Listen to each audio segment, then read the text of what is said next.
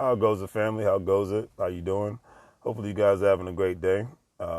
Today's word of the day is insurrection, which means a violent uprising against an authority. And I chose this word today because I see an insurrection taking place, but not from a violent standpoint. I see an insurrection taking place from a working standpoint where more and more people are becoming. I was talking to somebody today about how more and more people are becoming more aware of how to become much more intelligent when it comes to investing the money in the stock market, how to become more intelligent, how to make any sort of passive income. Like I said, people have used the pandemic to either play around, act a fool, or just become a lot more intelligent, much more smarter when it comes to making certain moves and making certain investments and whatnot, because, you know, they've learned that their job, there's no such thing as job security. It's gone. It's been gone for a while now.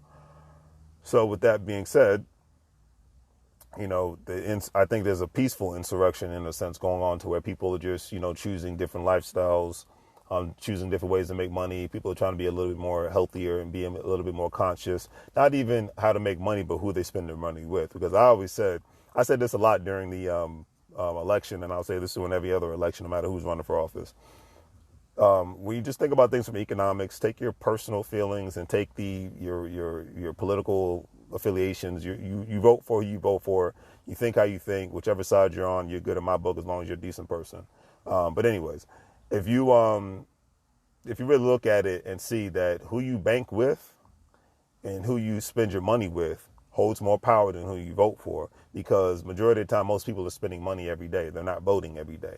But they're voting. Matter of fact, people are voting every day. They're voting with their dollars, and they don't even realize it. They're casting ballots with people that sometimes might not care for them, or they're casting ballots with specific organizations that they might not agree with, but because they like their products, you know, they will spend money with them and whatnot.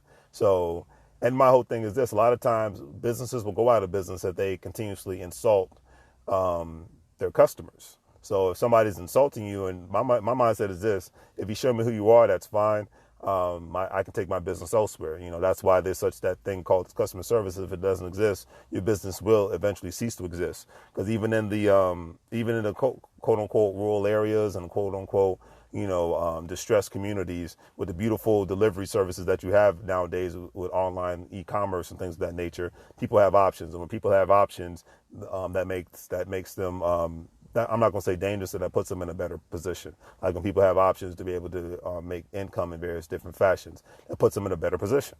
So, and that's what I'm all about. Whether you have a job, whether you have a business, have economic options. Just like people like to have a buffet of options in life, so that you're not put in a position where you're stuck and can't get out. Because that's where a lot of people have been put in a position, even more so because of the pandemic, because they were only getting money from one source, not having any backup plans, and thinking that everything was going to be all hunky-dory, la-di-da.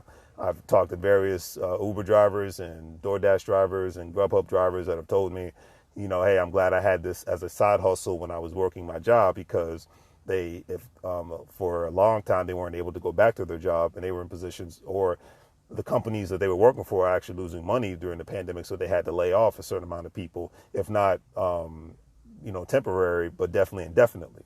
So, you know, it's just you get put into different positions. You have to be able to proceed with caution. So it's all about having backup plans at the end of the day. But anyways, today's quote of the day is by Blair, and states, "Winning doesn't always mean being first. Winning means you are doing better than you have done before." And I agree with that. You know, there's certain various levels of winning in life. One can win from an aspect of crushing a workout. One can win an aspect of creating a project, completing a project at their job, completing a project at their home, completing a project for school and whatnot. And if they learn something from it, it just puts them in a position that they've learned a little bit more.